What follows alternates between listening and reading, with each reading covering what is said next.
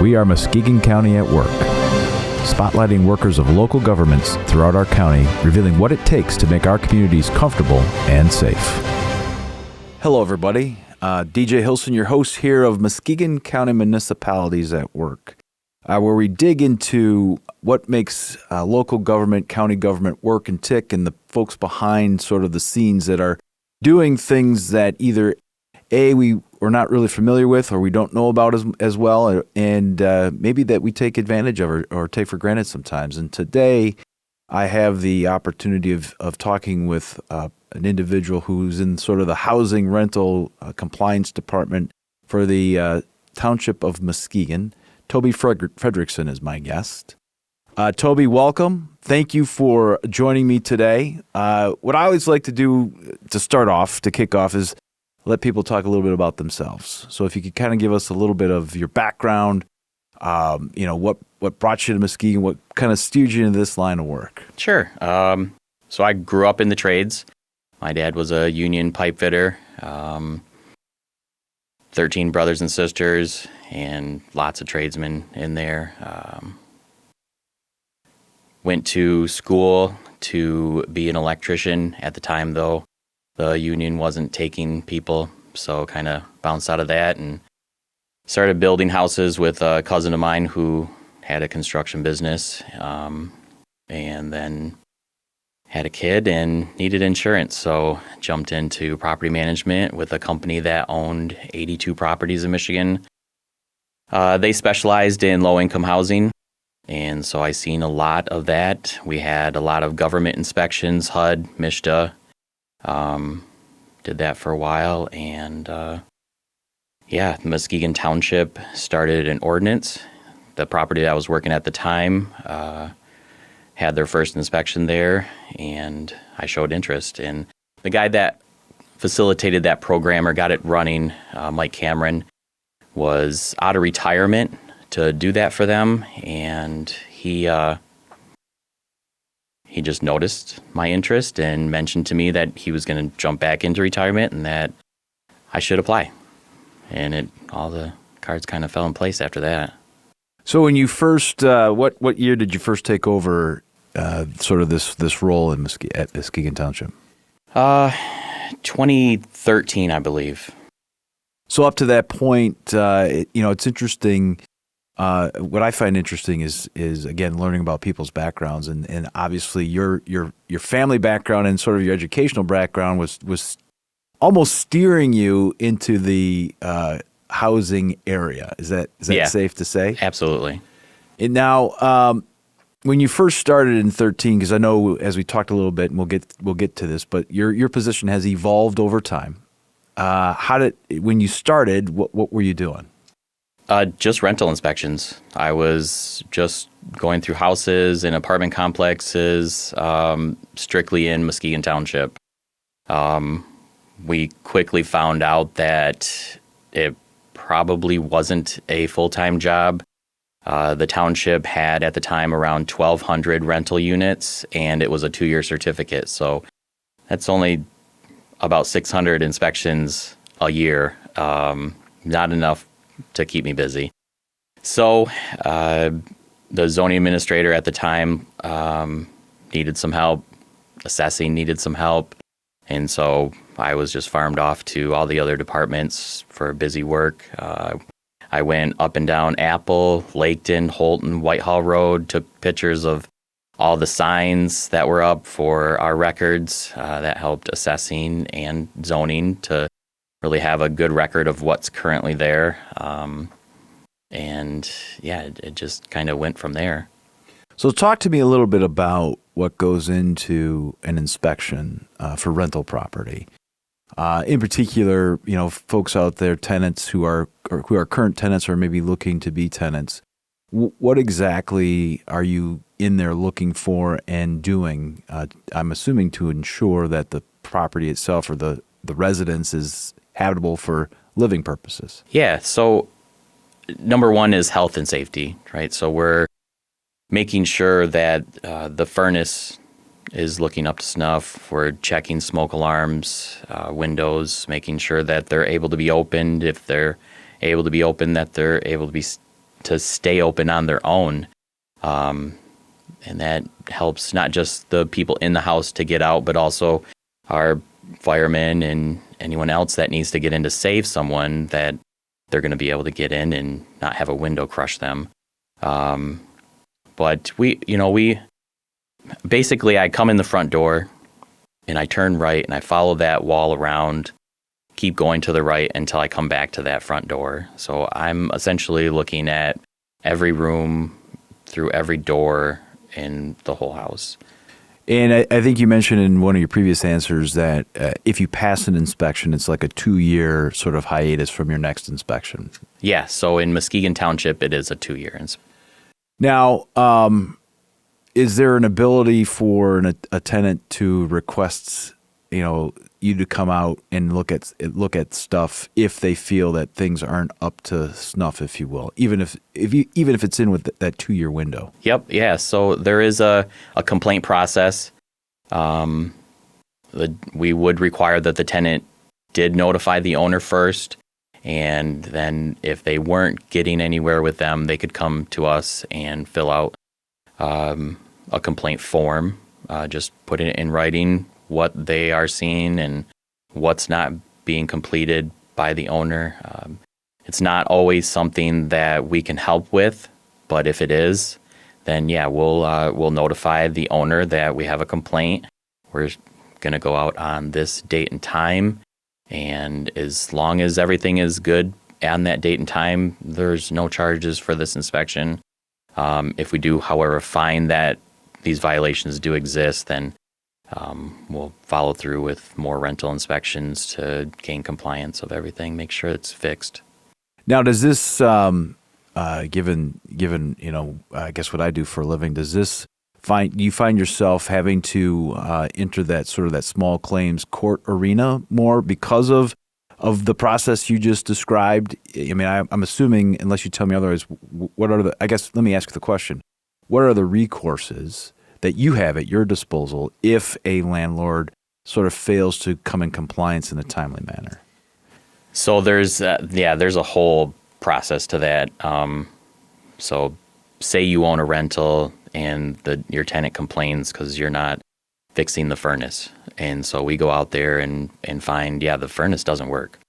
I call you and say, hey, you got to get someone out there to fix the furnace. And then you don't.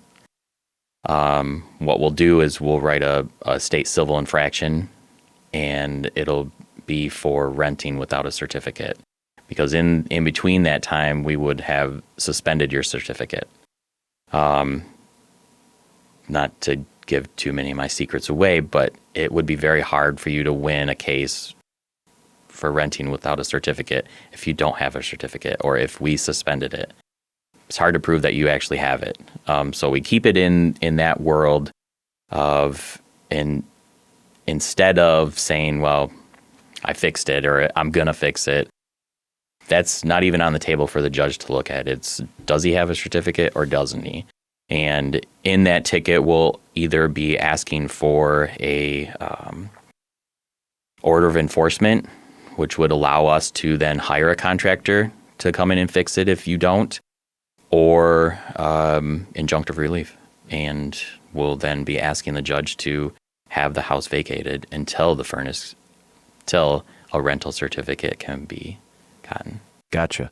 All right. So, I mean, obviously there's some extreme, I'll say in the sense, there are some extreme penalties for failing to comply. And the value in that, from the tenant side of things, obviously, is that at least in Muskegon Township, if they're renting a place, they obviously want to see the certificate. And if they see the certificate, they know that it's been, inspected and things should be in the up and up. What you again earlier here you mentioned about 1,200 units. Has that increased or decreased if we use today's numbers? From day one, it's increased. I think we're I won't use an exact number, but I believe we're around 1,400 now. So not a lot more. As the market changes, people will sell. And then, of course, there's always foreclosures and people pick them up, tax sales. So it ebbs and flows. But right now we're at around 14. Is there a limit at all? Let me ask it this way. Are there limits to what you can, as you turn into a rental, or where you can have rental spaces available for people? So in Muskegon Township, and it's all dependent on zoning, right? So in Muskegon Township, if you're allowed to have a single family home, you're allowed to have a rental. In other municipalities, it would come down to whether or not it was a vacation rental or short-term rental. That sometimes in certain municipalities won't be allowed in areas. But in Muskegon Township, yeah, there's no regulation against it. Do you find, you bring up sort of what has somewhat been recently a hot button topic, the short-term rentals or vacation rentals, whether you use the company Airbnb or VRBO. Mm-hmm. Have you found any challenges or complications in Muskegon Township as it relates to that area? Nothing in Muskegon Township, no. Fruitland Township, there were some issues for us early on out there. But a lot of times they are the nicest inspections to have. I mean, very rarely do I find anything in a vacation rental or a short-term rental. These rentals they get rented solely on word of mouth or reviews. So if you go on Airbnb's website or VRBO's website, you're looking at a house, essentially you're going to look at the reviews before you decide, well, it's the cheapest, so let's do it. And without those reviews, they don't get re-rented. So it's in their best interest to have everything up to snuff. Now, in Fruitland Township, it was more of an issue of someone out of state bought a big house on Lake Michigan and immediately threw it on VRBO that we can fit 50 people. And the neighbors around them found out, and they were in uproar, rightfully so.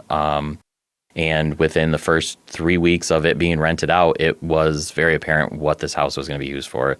It was all college kids from Chicago area and lots of parties and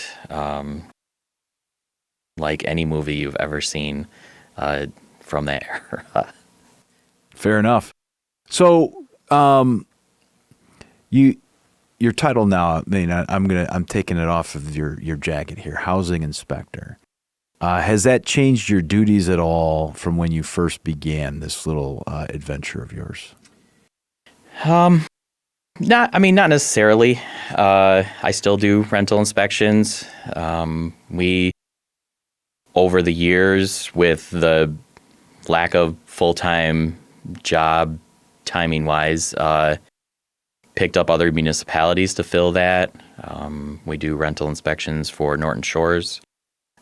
We do rental inspections for Roosevelt Park, City of North Muskegon, and the City of Whitehall. We do code enforcement for City of Whitehall, Fruitland Township, North Muskegon, and Roosevelt Park, as well as our own in the township.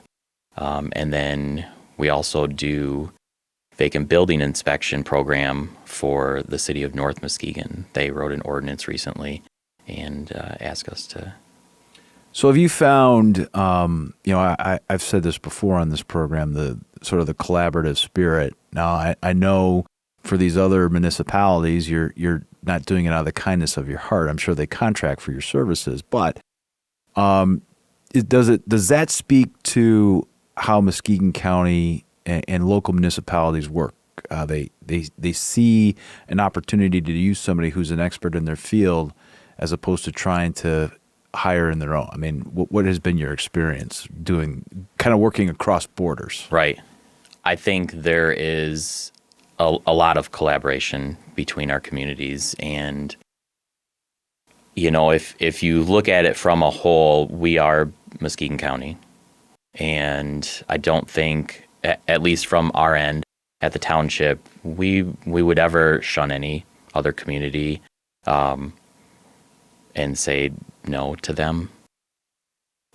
When I started at the township, Dave Kieft was our township supervisor, and one of the things that he mentioned to me when we discovered the timing of what I do and how quickly it can be done is that we wanted to employ people where other municipalities were kind of getting rid of it or contracting out to other companies from other states. We wanted to be that municipality that had employees. So we picked up other contracts in building inspections. We picked up contracts with our plumbing and mechanical inspectors. And we really put ourselves out there to be that contractor. Did you ever, as you kind of worked through your experience, did you ever think that you would find yourself working for government? Was that, I mean, I know you talked about being a pipe fitter and obviously in a house full of trades folk, I can understand that. And I won't even ask if you get picked on by your brothers at all, but and did you see this, or this sort of became a natural fit? No, there was no seeing this. It was a progression, working with my dad, helping him at houses, and then building houses, and then going to property management and maintenance and resident managing. And then with that company, we actually started, because there's so much government inspections in low-income housing, we started a program where we would do a pre-government inspection. And with 82 properties, they hand-selected 4 people to then go around and do these pre-inspections to make sure our properties pass. Because that changes a lot in that world. If you do well, you could, I guess, get 5 years before you see another inspection, versus 1 year if it was horrible. And so there's a lot of value there in doing so. I got to see a lot of other properties and what other people were doing, and it was just very interesting to me. And even earlier than that, growing up with my sister, I can remember taking her toys apart and seeing how they ticked, or early adolescence, going to people's houses and just kind of looking around at all the things that just didn't match up to me, or why is that panel crooked like that, or why is there only 3 lights over here and 2 over there? It's just stuff just kind of jumps out at me in that way. I don't know if other people can do that too, or just weird. So it sounds like your background and experiences sort of helps you be the kind of inspector that certainly the citizens of the various municipalities that you service would want. Well, I mean, I'm only human. I miss things too, but I try not to. What has your experience been with the landlord climate? Maybe over, I won't stretch it over the years, but recently, how has that relationship been? I think you hit the nail on the head there. It's a relationship. If you can form a relationship with a landlord and you can come to understandings, they already know what I'm looking for. We've gone through enough inspections. Some municipalities don't have 2-year certificates. North Muskegon in Roosevelt Park, it's a 1-year certificate. So in that regard, I'm going through Tiffany Woods every year, 300 apartments every year. They know exactly what I'm looking for. And so a lot of times they are also doing that pre-inspection. And I think it's great. You're keeping up on things, and that's what the municipalities want. But for the landlords, I think if you can have a good relationship, a working relationship, it's no different than any other business with the customers and the owners, or the employees and the owners, the employees and the customers. It's that working relationship that we can have a conversation and go over what needs to be done, whether it's rotted wood on the soffit and fascia or the water heater that's starting to leak out the bottom. We know the time is ticking on this stuff, and maybe you don't have the money to get it done in the next 30 days, but can you at least get it done by the end of summer? Obviously not a water heater, but right. this other stuff. And so, yeah, I prefer to work with people in whether it's in the rental world or code enforcement with people that have a bunch of junk cars that they've never been told they can't have. I think that's the most important part with government is knowing, you don't always know what's on the other side or what they're going through today, and just working with people. Have you found, certainly when it comes to code enforcement, obviously there are things, as you mentioned, blight, I would imagine is one of the biggest priorities that the township has, like you would expect. But some of the, I won't say complaints, but, obviously people who don't cut their grass and things like that. What has been some of the challenges that you've encountered in the code enforcement world?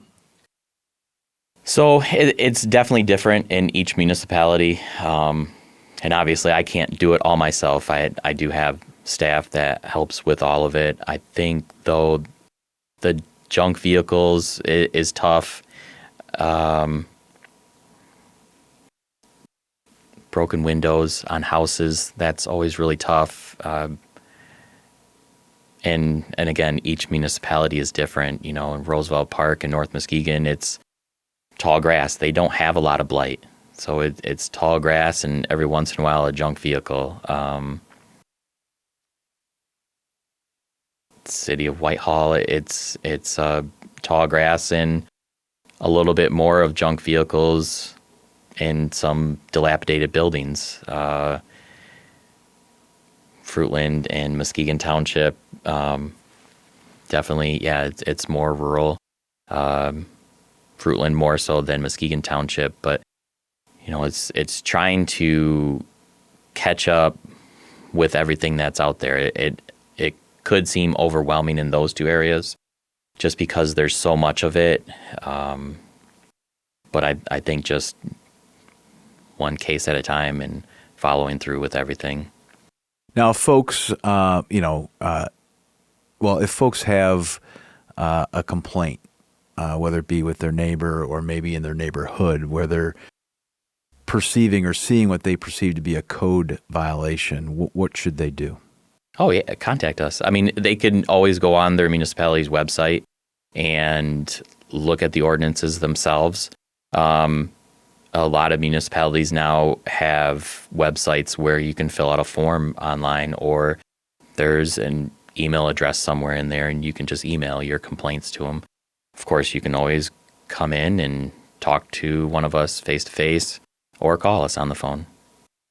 Yeah, I think with the invention, I'm going to sound old here, but with the invention of internet and websites and the ability to do a lot of things from the comfort of your own home, I don't know, maybe you know otherwise, but it seems to me that would increase the level or volume of the types of, I'll say, messages or complaints that you're receiving, only because I can do it without really talking to anybody. Yeah, yep, it's a lot easier, and I think people are more apt to do it then.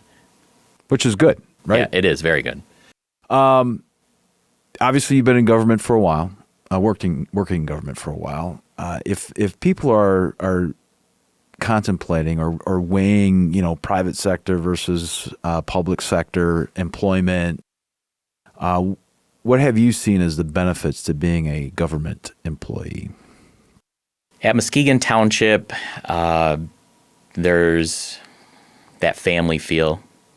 From day one, I could feel it. Everyone really gets along with everyone else. Not that will pay the bills. Benefits in government has traditionally always been better. Obviously, its prices have gone up, and so a lot of municipalities do now have to charge their employees for insurance and health care, but we do still have really good insurance and time off, which is nice if you have family. I think family first is a great thing to have with an employer. Well, it sounds like, at least you can speak for the township, that they have sort of that mentality as a priority. They do, yep. Even with all the other subcontracts that you have, but certainly from your, if I'm understanding from your perspective, it sounds like you enjoy what you do. I do. I enjoy it. And even all the other municipalities, there's great people working at all of them. I just Friday sat at the city of North Muskegon and chatted with their office staff for a good hour, going over stories of what I found the day before, or phone calls that I had gotten, and they got to share some with me, and it happens at all of the places. Are there any sort of I'll say local or statewide or even national associations that you are a part of, or at least you can collaborate with? There is. I am actually on the board for the Michigan Association of Housing Officials. It is an organization. We specialize in schooling for, or continuing ed for, code enforcement and rental inspectors. We have quarterly classes, and it's amazing to be able to, in our local area.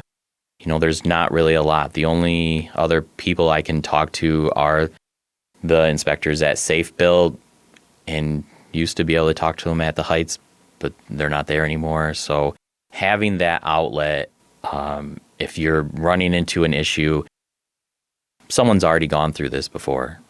If you don't know how to navigate something, you reach out to them, and they tell you how they did it.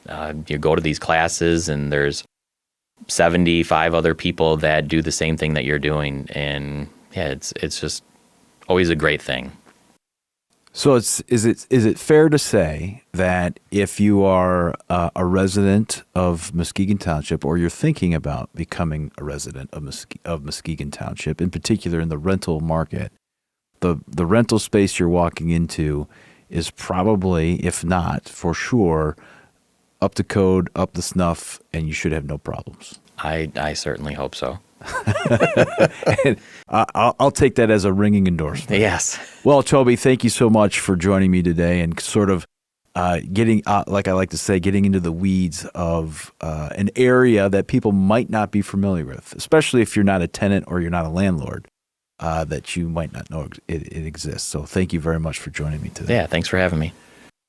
Ladies and gentlemen, that wraps up this particular segment of Muskegon County Municipalities at Work. Thank you as always for tuning in. I hope this has answered some of the questions that maybe you didn't know the answers to or even knew existed. As always, stay tuned for more to come. And this program doesn't exist without the ingenuity of one Mike Vogus.